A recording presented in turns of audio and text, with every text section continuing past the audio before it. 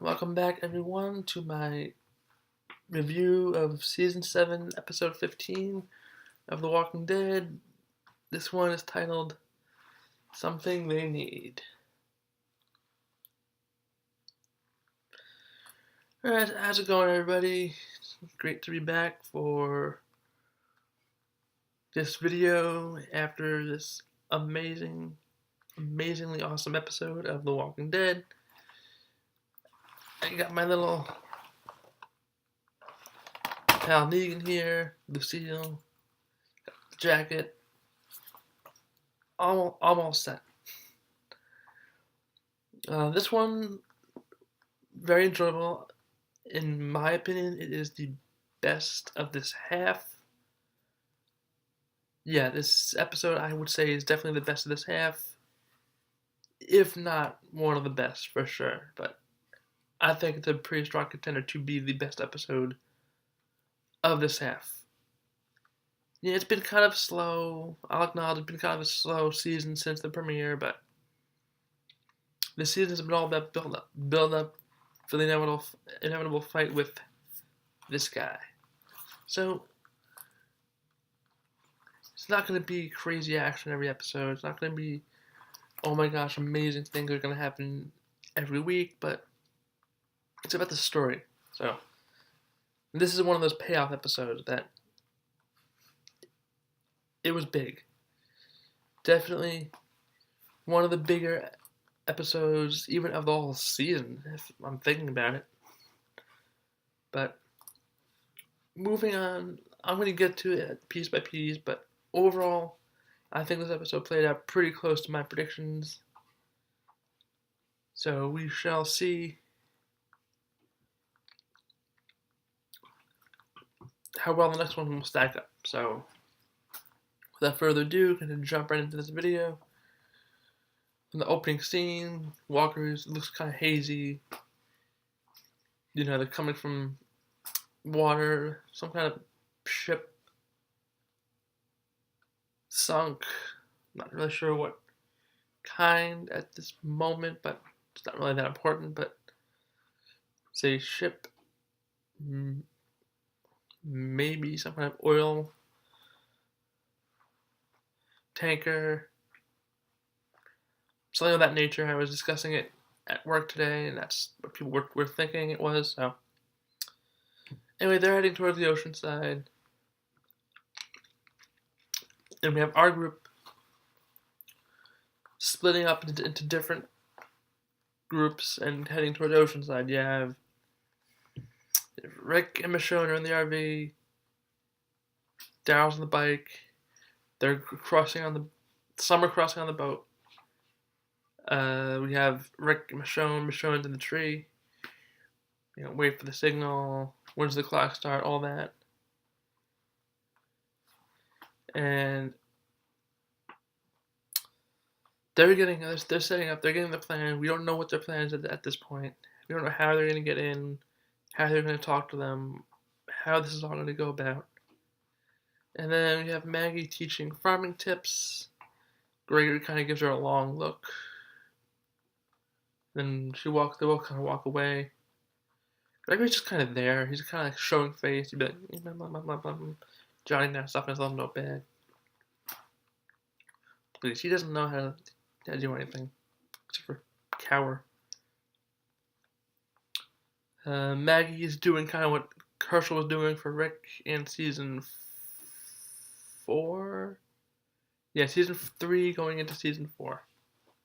Kind of transition period when we were introduced to Farmer Rick. And we weren't introduced to how that came about until the finale, but it did happen between season 3 and season 4. Yeah, she's trying to uproot the blueberry plant if it's young enough, and then plant it inside the hilltop. You know, cover the plant with the tarp, that kind of deal. Okay, then we have Aaron and Eric. They seem to be a little bit of tension between those two. Aaron's like, you don't have to come if you don't want to. You know, I know you don't like this stuff. And Eric's like, yeah, I guess this is sort of the norm now, basically. Eric doesn't like that Aaron's going out there and getting hurt, or the potential to get hurt, stuff like that. Okay, over at the sanctuary, we have Sasha's in the cell. David or Davey, who's the guy. He's the guy Carl was threatening back in the beginning of season 7.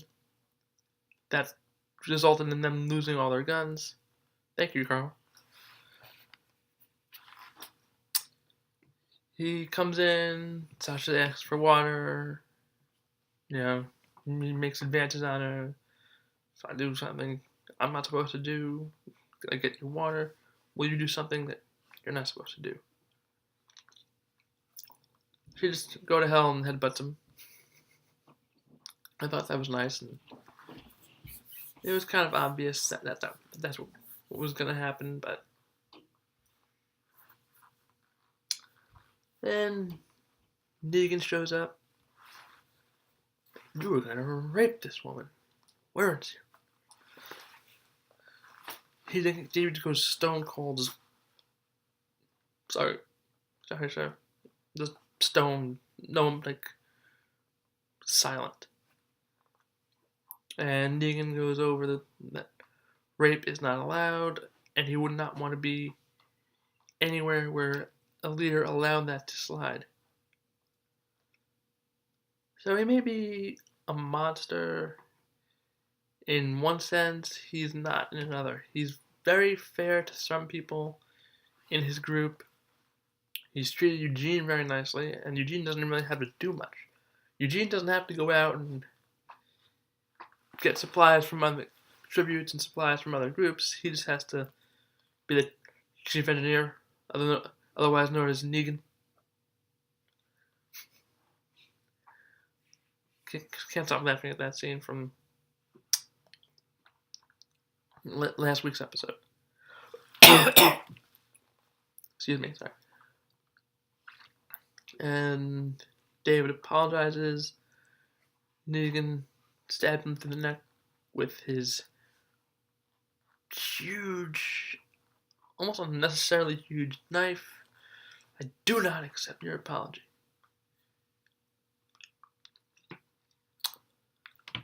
And proceeds to ask his men to give Sasha a new shirt.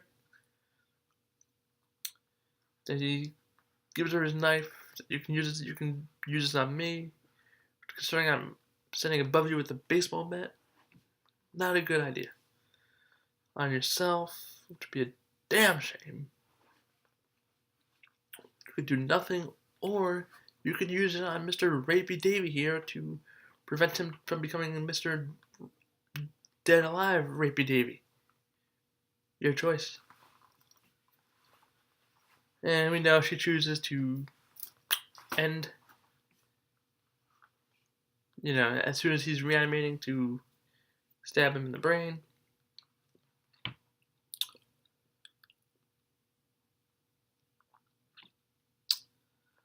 Eugene has joined the Saviors from looks of it in this episode.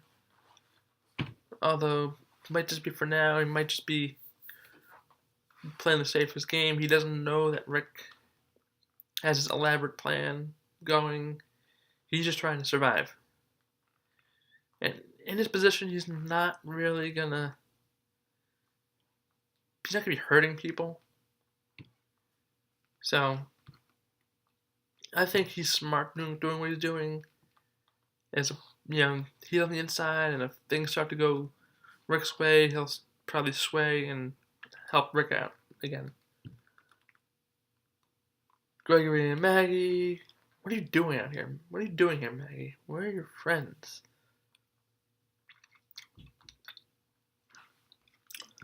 I like to have her little dig at him.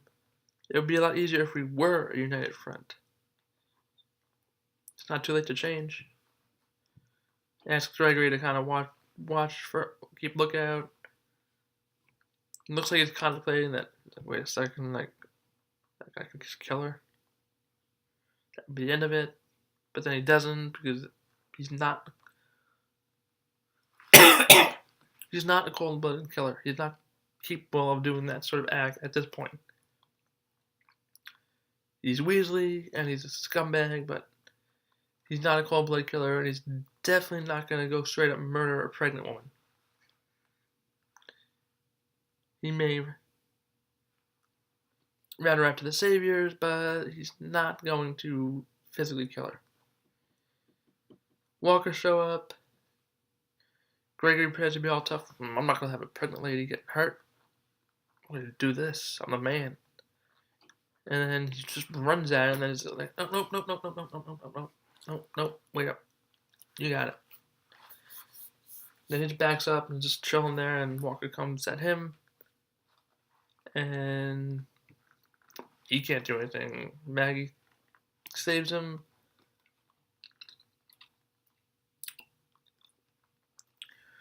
And a bunch of Hilltoppers come by, and Maggie's like, it's alright, he's never killed one before, he's learning. And they're like, that's not what he told us. So Gregory's on the inside is fuming because she's made him look weak in front of his people, so that to him is a big no-no.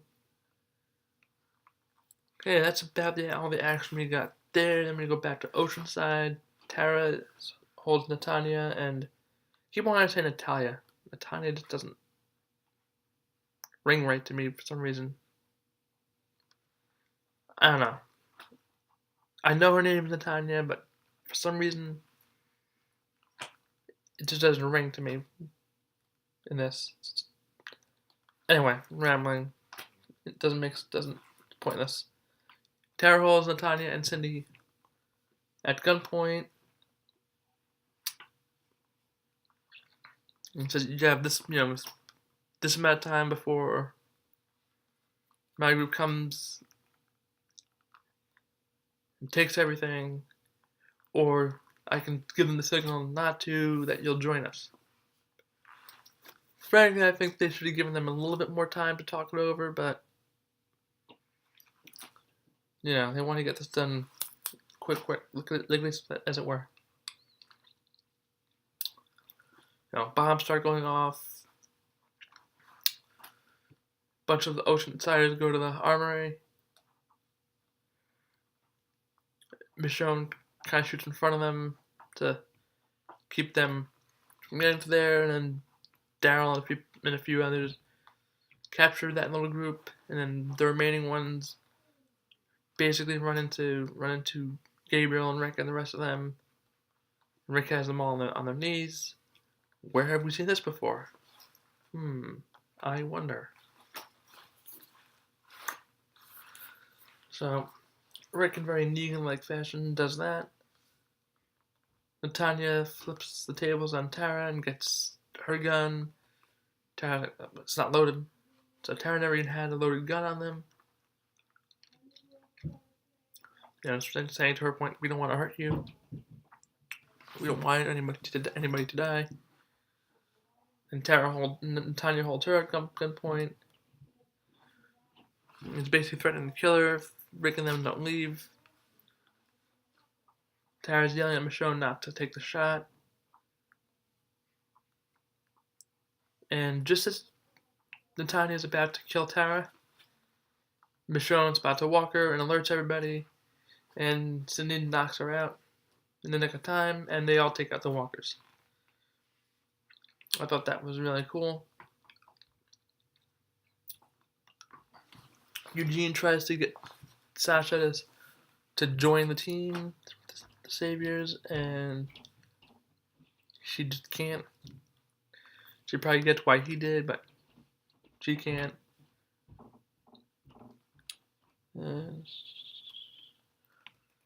Negan comes back. Sasha killed Walker Rapey Davy. And according to Negan, she's got some beach ball size ladiness. The stuff he comes up with, I just can't help but laugh at it.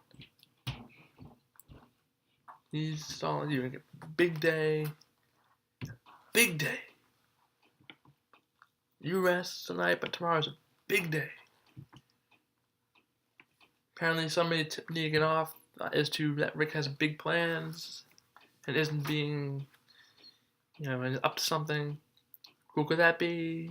Everybody's first thought, Gregory. Ding, ding, ding, he knows, blah, blah, blah. But as far as our knowledge goes, he has not gone to the sanctuary yet. He has not gone to Simon to inform Negan that he's being threatened. Or he has not informed them of Rick's plans as of yet. Now, we have not seen that. We know he's apparently heading to the sanctuary towards the end of the episode, but I don't know. I don't know who else it could be who tipped Negan off. Eugene doesn't know. Sasha didn't tell him. Sasha just made a big stand that, Rick, you're a bitch. This is me. He made the clear distinction that Rick has nothing to do with this. This is all her. This is all her.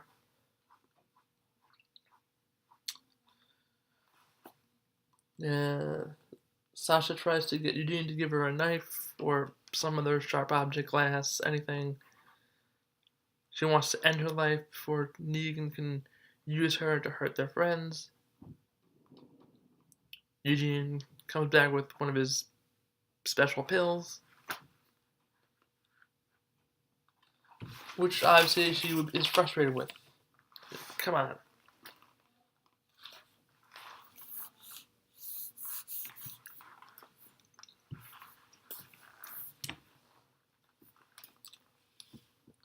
Okay, Gregory, as I said, appears to be heading to the sanctuary because he's clearly feeling threatened by Maggie.